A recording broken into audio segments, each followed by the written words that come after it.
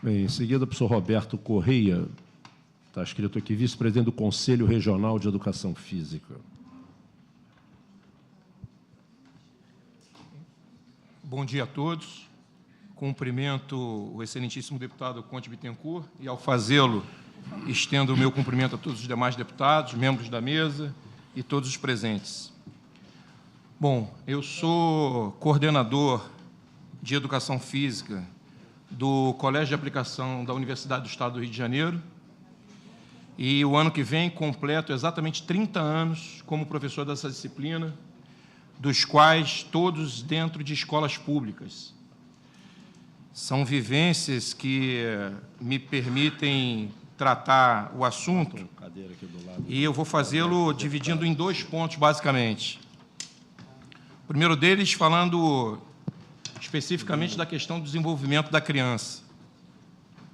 Hoje, as pesquisas demonstram que todo o processo de construção da inteligência das crianças se inicia exatamente pela sua relação com o meio ambiente, e essa relação se dá especificamente através do movimento.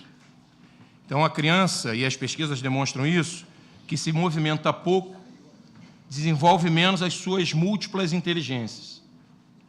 Crianças que têm a oportunidade de passar por programas de atividade física já nos primeiros anos de vida, demonstram muito mais facilidade no aprendizado durante a alfabetização, por exemplo.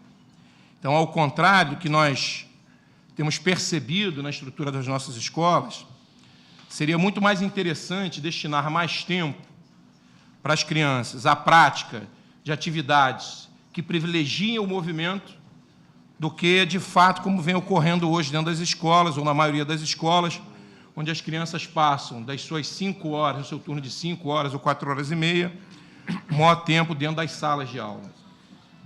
O conhecimento se constrói a partir das vivências concretas para que se consiga construir os conceitos abstratos.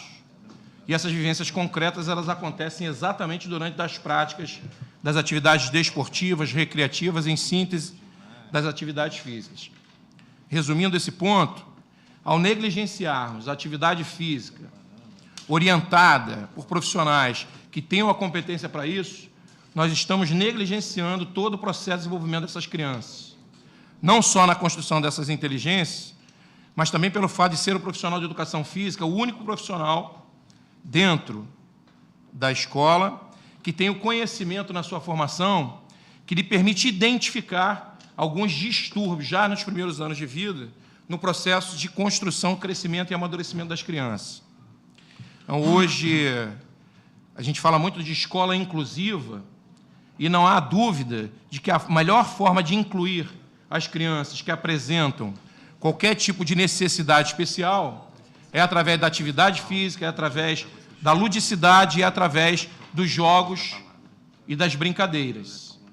E quando eu retiro, e é importante dizer que essas atividades, elas necessariamente têm que ser conduzidas e orientadas por profissionais de educação física, uma vez que as profissionais, sem demérito nenhum a esses profissionais, que são as professoras regentes das turmas, não têm a formação necessária em todas as áreas específicas do conhecimento do desenvolvimento motor humano que lhes habilite a acompanhar o processo de desenvolvimento das crianças. Então, a ausência desse profissional já na educação infantil deixa uma lacuna que, muitas vezes, não há como ser preenchida em momentos posteriores. E é esse o primeiro ponto que eu queria citar na minha fala, dando a significância e a relevância da inserção desse profissional já nos anos iniciais do ensino fundamental e na educação infantil.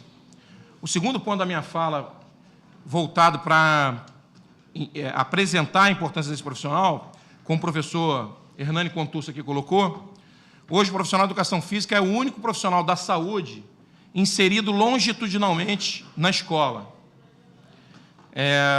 E se nós levarmos em consideração os atuais dados da população brasileira, mais de 50% da população brasileira hoje tem sobrepeso, está na situação de sobrepeso.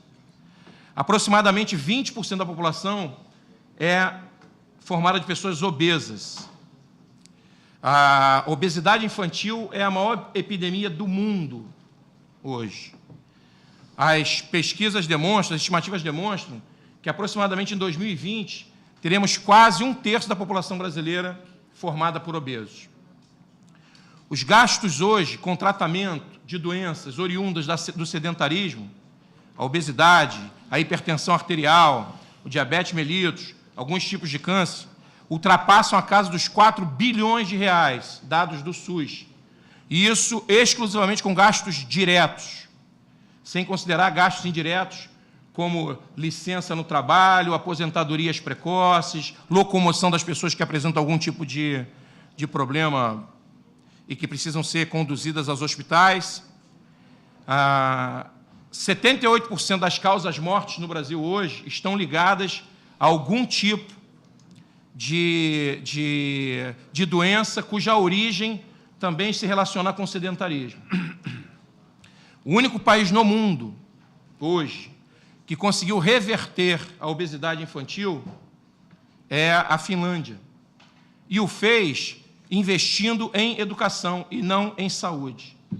Aumentou o tempo de prática de atividade física das crianças nas escolas, com profissionais habilitados e capacitados para isso, e começou a desenvolver todo um trabalho de adesão à atividade física já nos primeiros anos de escolaridade. A Finlândia está vivendo um fenômeno interessante, ou seja, o processo que se esperava de diminuir a obesidade para as próximas gerações tem se acelerado, porque um efeito colateral que não se esperava foi a reeducação dos adultos a partir das próprias crianças. Ou seja, as crianças que hoje vêm entendendo a necessidade da prática de atividade física regular e sistemática dentro da escola estão começando a mudar os hábitos dos seus pais. E, com isso, a gente está acelerando o processo de redução da obesidade na Finlândia, coisa que seria totalmente possível no Brasil se nós também contássemos com esses profissionais desde os anos iniciais e com uma quantidade de horas que permitisse a adesão maior à atividade física. Em síntese, estamos diante de um projeto de lei que ataca talvez dois dos maiores problemas de países como o Brasil, a educação e a saúde. E, juntando essas duas questões em um único projeto de lei, ou seja, no momento em que aprimoramos o processo de desenvolvimento das crianças, com profissionais capazes de fazer isso dentro das escolas, e, ao mesmo tempo, através desse trabalho, aumentamos a adesão dessas crianças à atividade física. E, embora a escola não tenha o papel de formar atletas, é óbvio que é totalmente possível um trabalho de seleção, detecção de talentos esportivos através da atividade física, através da educação física na escola. Estaremos aí dando passos importantes, passos largos, para reduzir um gasto, que hoje é um gasto, vamos dizer, sem qualidade, porque ele é um gasto que vem no sentido de curar as pessoas, para melhorar a qualidade desse gasto, fazendo com que ele seja investido num processo de prevenção, de melhoria das condições de vida, da saúde e da qualidade da população brasileira.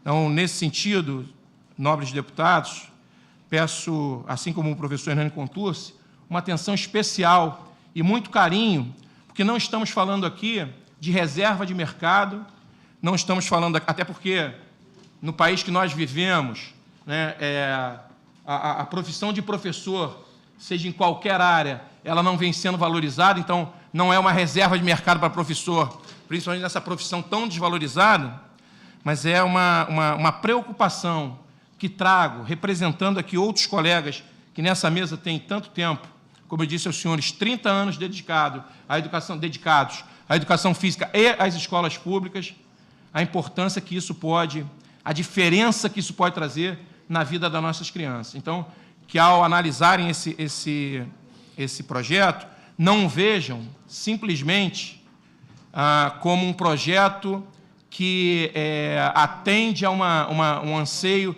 da categoria de profissionais de educação física, mas de um projeto de lei que vai trazer muitos benefícios para toda a população fluminense, tornando a escola, de fato, e contribuindo para que a educação física, de fato, dentro da escola, possa trazer benefícios à saúde da nossa população. Muito obrigado pela atenção de todos.